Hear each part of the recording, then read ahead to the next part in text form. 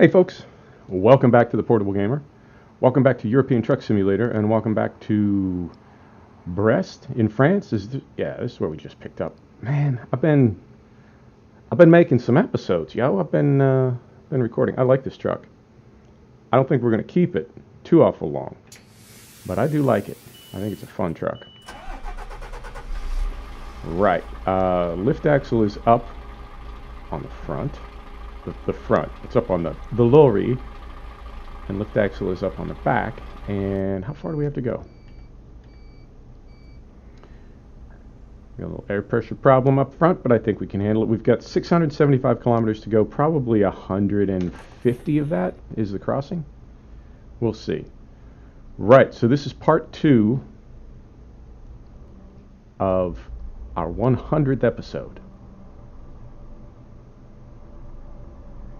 which makes it after our 100th episode. And our 100th episode was going to be, I say us, I say we, I mean me. Our 100th episode was going to be my cutoff to have the quality of what I'm trying to do here, I guess, at an acceptable level. You know, it's not perfect. I know it's not perfect, but to have it at a level where I could, I don't know what, where I could, I'm making, you know, I get quiet when I concentrate, you know that. Maybe to have it at a level where I would include it in a, not a presentation, not an interview, not a portfolio. What's the word I'm looking for? Oh shit. Okay, other than that, right, starting now in 3, 2. Hey folks, welcome back to the Portable Gamer, where we never run red lights. Included in a, this is just gonna,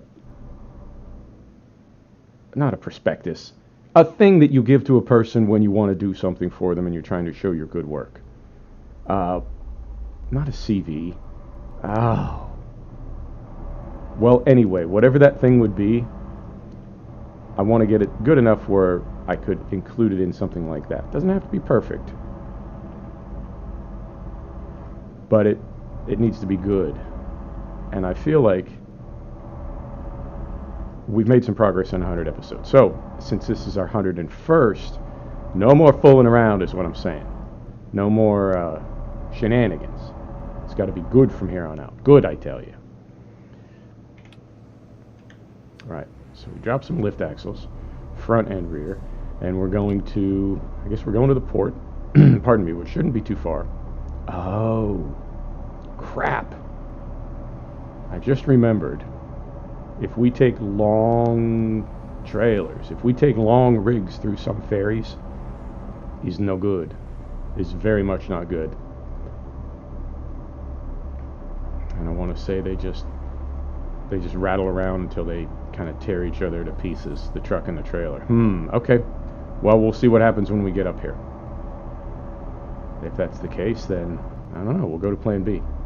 Or, you know what? This is the other thing that's great about not having any subscribers and not having any views. I can kind of just do whatever I want. Like last week, I started a series to do one of the long scenarios on CSX heavy haul, and I'm a little to the left, I know. I'm giving these gangsters some room. I started a series on CSX heavy haul for a 3-hour scenario that I thought was going to be 4 episodes, and it turned out to be just like the silliest, most boring thing I think I've ever done in Train Sim World. We just drove over a hill in the fog. There was nothing. Nothing happened. So I just didn't finish it. I did episode 1 of 4, episode 2 of 4, and then nothing else. And nobody cares. Like, nobody's going to notice that. Be like, where's episode 3? Tell you what, first person that says, where's episode 3, I will go back and re-record the whole thing. I will make you an episode 3. But at the moment, yeah, no, nobody's asking about that. Nobody cares. So that gives me a little bit of latitude. And I think, honestly, even at the higher levels, like I watch YouTubers that have millions of subscribers and hundreds of thousands of views per video, and they do whatever they want too, which is, I mean, it's almost like a bell curve function at that point, because where I am, nobody notices or cares what I do. And at the other end of the spectrum, somebody that has like 5 million subscribers, there are so many people noticing what you're doing and telling you what to do that you sort of have to ignore them. Like, you can't listen to thousands of comments and thousands of people telling you what to do. You go crazy. I feel like there's a sweet spot where you have maybe 100,000 subscribers, right? And you have, you know, maybe a few hundred people per video telling you, oh, you know, you got to do this, you got to do this. Maybe that you can listen to. And we do have that warp turned on or turned down. I told you that thing I found in the developer console. I didn't forget. I'll tie off that point. But in the developer console, we have that thing activated where the brakes really work on this truck. No fooling, man. The warp feature, which is supposed to make the world go by a little slower. Everything else stays the same. Like, the graphics stay the same, the frame rate stays the same. It simply adjusts the speed of the world going by to not be as temporally distorted, I guess is a good way to say it. In the base game, if you make no adjustments, the world moves a little quicker than it should. And I guess they did that because it gives the impression of speed or movement. It's one of those things, like I talked about a few episodes ago with graphic arts and graphic design, where sometimes things need to be mathematically wrong to look right. I think it was that same kind of deal where the world has to, or the developers decided to make the world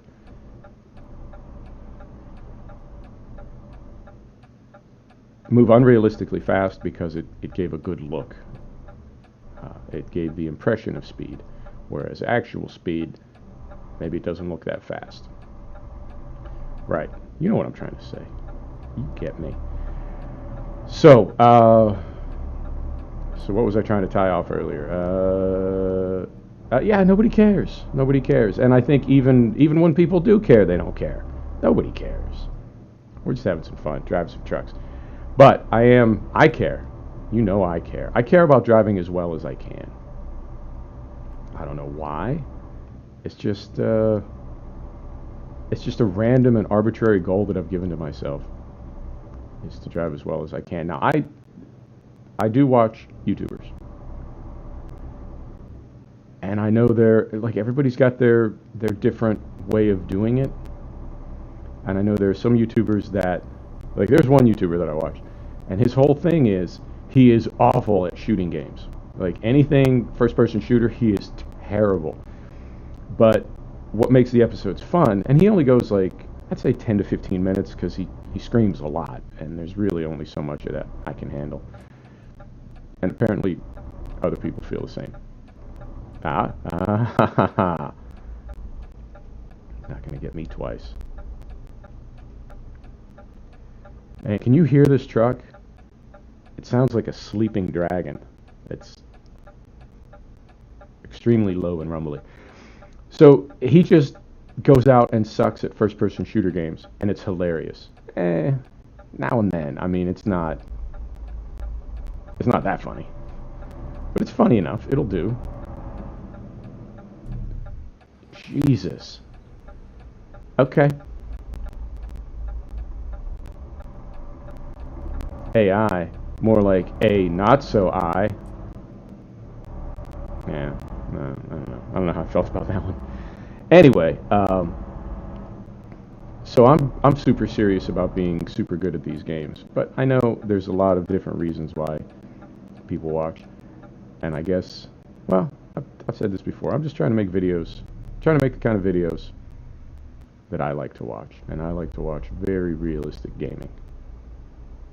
Very realistic. I've also got my role model, my YouTube role model, which is nice to have, kind of a benchmark. And I will say, but you already knew this, I'm not trying to do what he's doing. I'm trying to do what I'm doing. But he is definitely the gold standard for realistic simulation gameplay and for realistic transportation simulation gameplay. So that's my, yeah, it's the best way to describe it. That's my goal, is to be that good and that smooth. And you know the thing I still haven't figured out, because you know when I'm driving sometimes, out of nowhere I'll just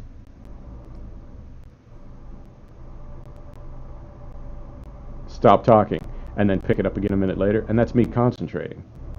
And I suspect maybe that's not good. Like, I think maybe that's not a thing I should be doing. Oh, I think also this ferry. No, we might be okay. There's one of these ferries. There's a couple of them actually, where when it respawns you, it respawns you half through a wall. All right, let's hope for the best here. Put her in neutral. Lights off. Brake on. Engine off. All right, let's go. Let's go to Plymouth. 7 hours, so that'll give us 7 hours of sleep. That'll give us 7 hours of sleep. So we should be okay all the way to Swansea. Let's hope. Fingers crossed we're not glitched into a wall. Fantastic.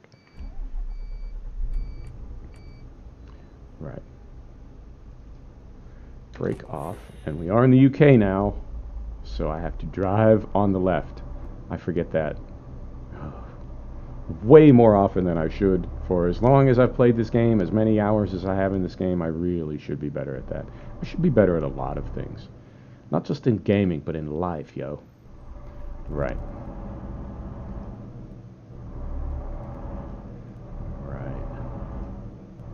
Is this the first time we've been through Plymouth? I see some undiscovered stuff. I think maybe it is. Well, fantastic. Something to cross off our list. Right. What else? What else did I want to tell you about? I think that's it. It's Saturday here. Saturday morning. Woke up early. Had some coffee. Had a protein bar. Ran some errands. Now I'm going to crank out a couple videos, get those into render, and then I'm going to go run for my life. Then I'm going to do a kettlebell workout, and then I'm going to have a massive dinner and a couple glasses of wine and just relax. Just relax. I've also noticed our first episode back, after we went 100% SSD, you remember we had those 2 or maybe 3 intervals where the game was just, it wasn't frozen, it just dropped to like 1 FPS. You remember, because I had a damn tantrum the second time. Well, it hasn't done that since, that I have noticed. So, in doing my reading, like I do, one of the things that I came across was when you clone a drive, as I did, to get rid of my last spinner, when you clone a drive from HDD to SSD, it puts the information on there as information is stored on a spinning hard drive, which is different than the way information is stored and retrieved from an SSD. So Windows 10 will run in the background and kind of get things sorted out, do a little housekeeping in there, and that process can take a few hours, and you don't notice it because it's running in the background.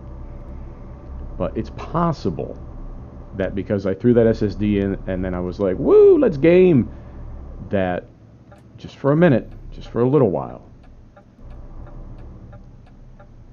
that drive was not optimized, because it has not happened since. And I really have my fingers crossed that it never happens again, because that's the whole reason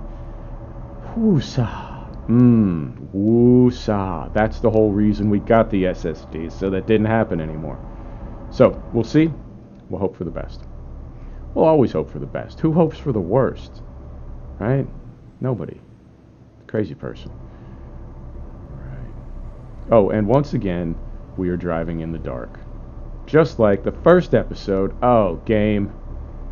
Oh, cruel fate. Anyway. I think we're out on the highway here. And drop the axles? Yeah, let's do it. Let's drop the axles. There's one. There's two. Alright.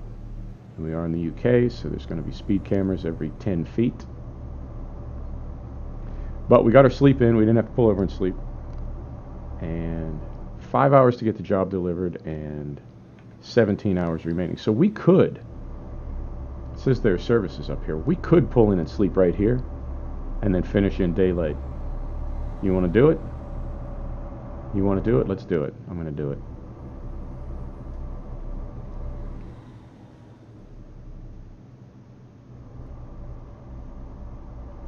Maybe. Maybe I'm going to do it. No, I'm not. I don't like the way it feels. It feels wrong. It feels bad. Ooh.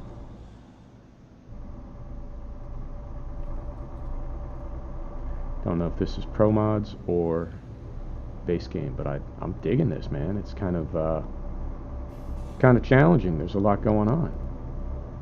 I like it. I like it. Yeah, I'm gonna keep this in here. I just like driving at night. I know it doesn't make for the best videos. I know depending on what you're watching on, whether it's a phone or a tablet. I know phones tend to make things a little darker. But yeah, let's just go with it. Let's not outsmart ourselves. Overthink it, as the man says. Plus, it's a little like a tribute, like an homage. You know, first episode was in the dark. This one's in the dark. Yeah. Yep, that's what we'll do.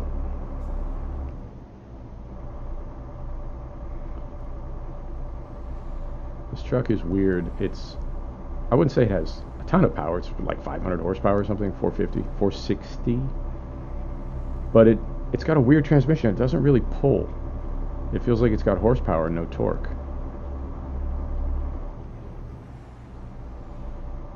It's definitely got a low rumble. If you're into that sort of thing, I got you covered. It's so cool to be able to hear all the other trucks again. I forgot that the other trucks we've been driving are pretty loud, especially the DAF with the open pipes. And forget all the road sounds that the Sound Fixes pack brings in. Oh, I can see some stars up there. Hello? What's that? What does that sound? Oh, is that my diversion warning?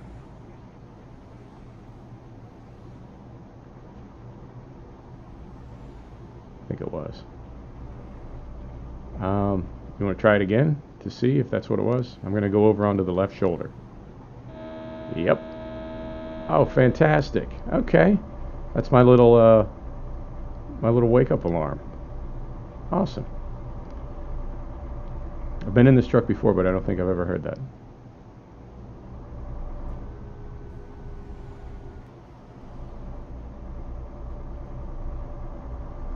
Alright. Ticking off the miles. Ticking off the kilometers. Man. This game is just hypnotic. Absolutely hypnotic.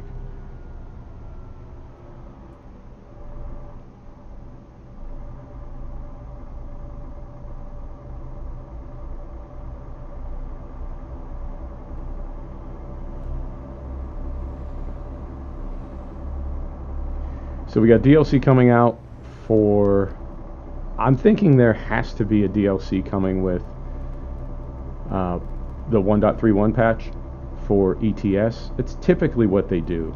You know, they put some things in the patch and they beta test it, and then you find out later the things that they put in the patch are there to accommodate a new type of DLC that's coming out. So I'm betting, I could be wrong, been wrong before, but I'm betting that there is a DLC coming for ETS2. That's one bet. And I'm also aware of Oregon is going to be the next DLC for American Truck Simulator. I just saw, oh, is it West Swansea? Not Swansea.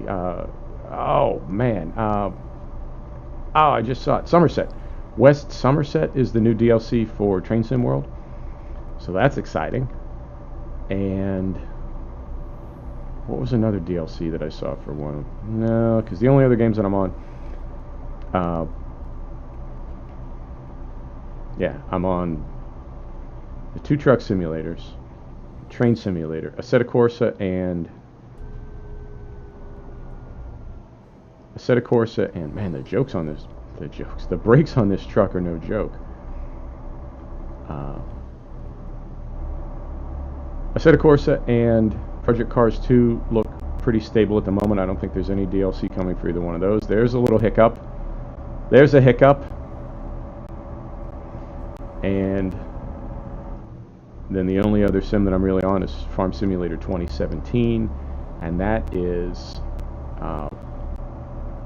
we got the mod contest coming up in a month, June, and then I don't know if they're going to bother with any more DLC because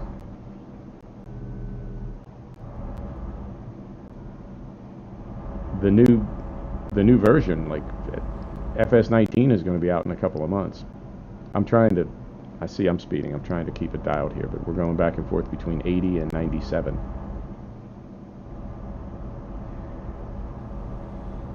So, yeah, I don't know that they're going to have a whole lot more, and we're back to 97. I don't know that we're going to have a whole lot more DLC, that they're going to have a whole lot more going on between now and, typically the game comes out in like September, October, which is really, I mean, it's a few months away. You know, if you look at it one way, it's like, oh, that's like 6 months. And if you look at it from just a slightly different angle, it's like, oh, that's like 3 months.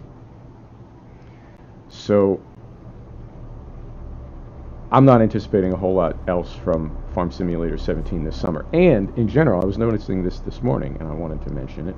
It seems like mods in general for all platforms have slowed way down. And now, granted, I'm primarily on the transportation sim side, and I know there's literally like hundreds, probably thousands of games that I'm not playing, and a lot of them I'm not even familiar with. But exciting drama. Hey, just trying not to damage my truck. It seems like, at least for the sims that I play, which I just listed, I won't list them again, but it seems like for the sims that I play, the mod content has slowed way down. Like the volume of it has dropped considerably.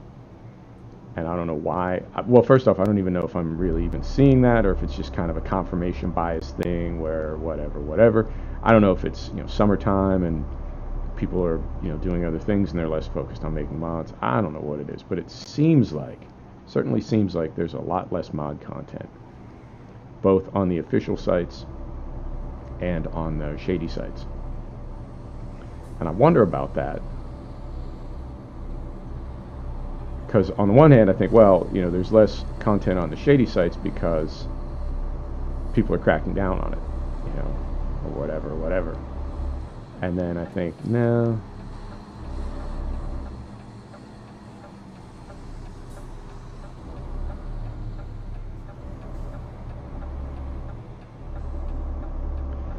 No, because there's no, Giant's Mod Hub doesn't have anything to crack down on there. There aren't people posting stolen mods on the Mod Hub. I'm sure people have tried, but, it's not a huge problem for them because of the way they test them and everything and who they get them from.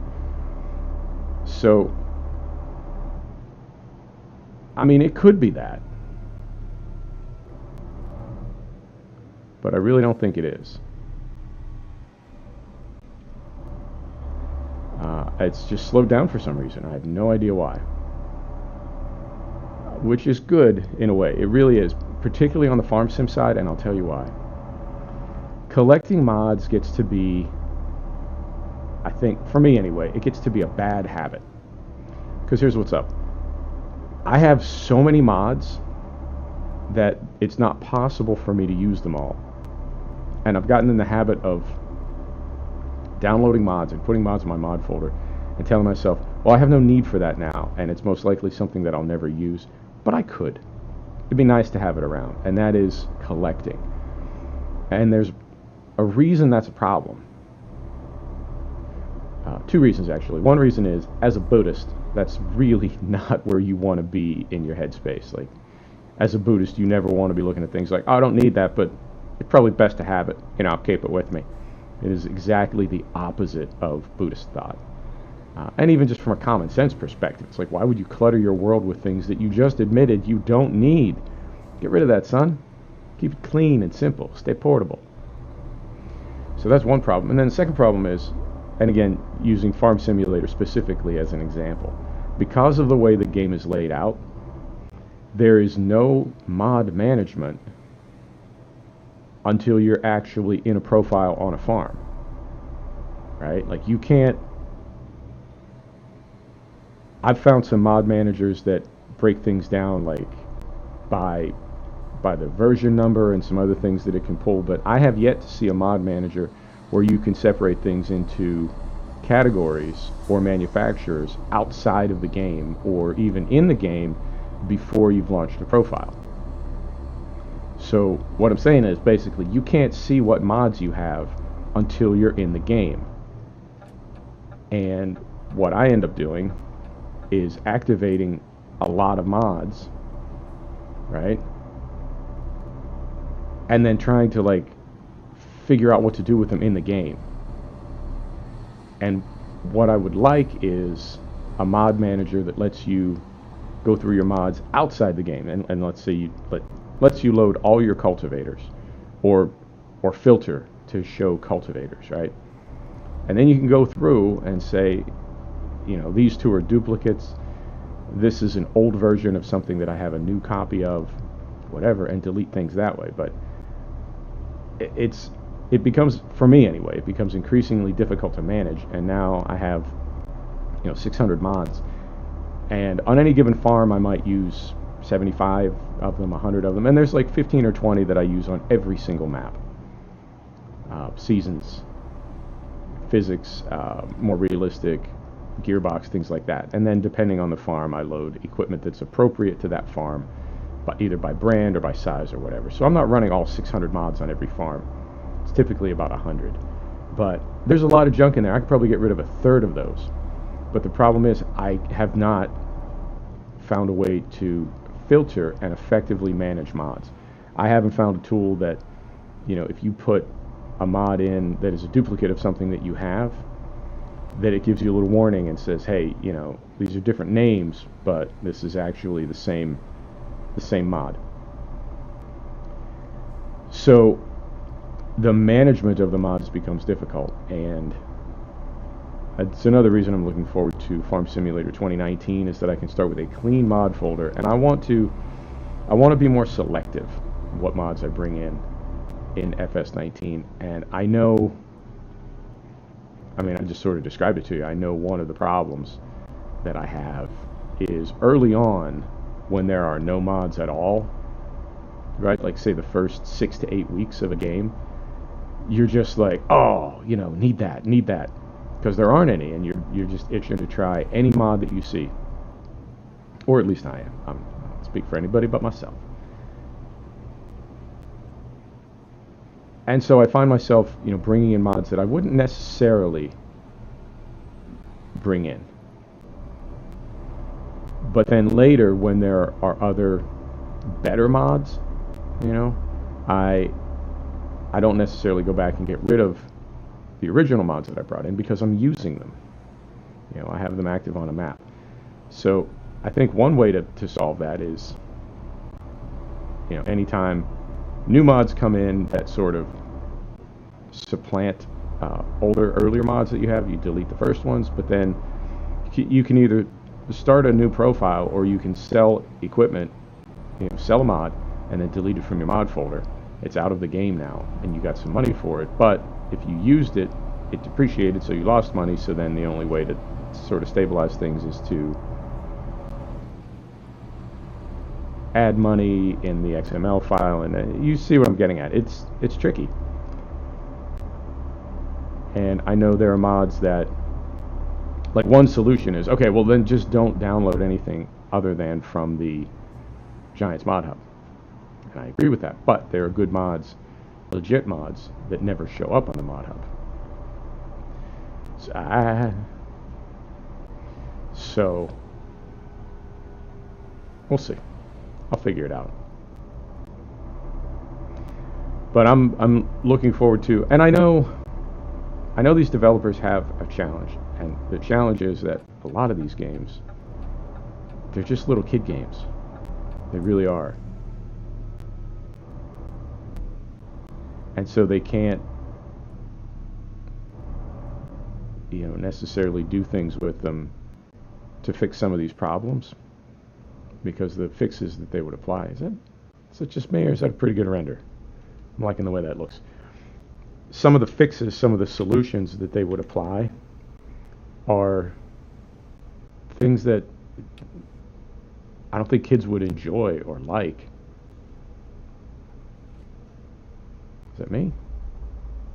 I don't think kids would necessarily enjoy or like those solutions, and they have to keep in mind that it's a kid's game. It's not.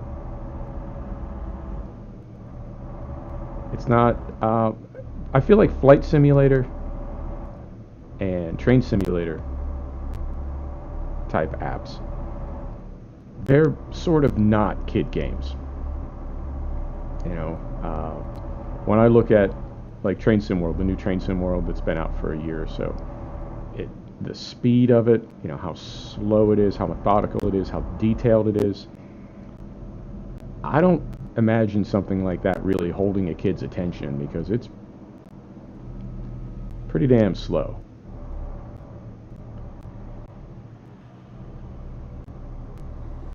So I think of those more as adult games, and they can have, adult solutions to adult problems. But when I look at something like Farm Sim, I feel like, nah, that needs to stay sort of sandboxy, because that really is a kid's game.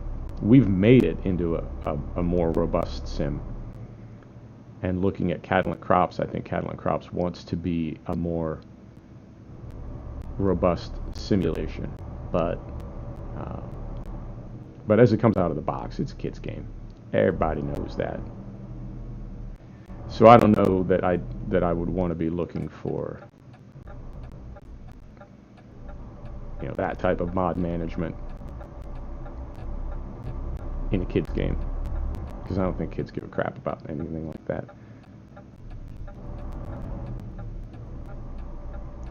Right.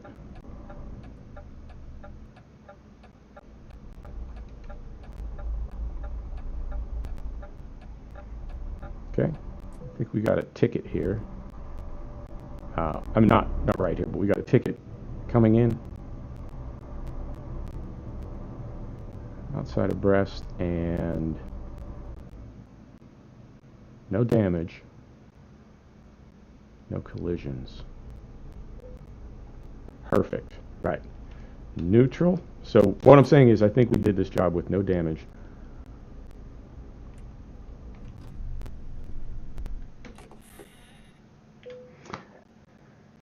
So we should get some good money, I hope.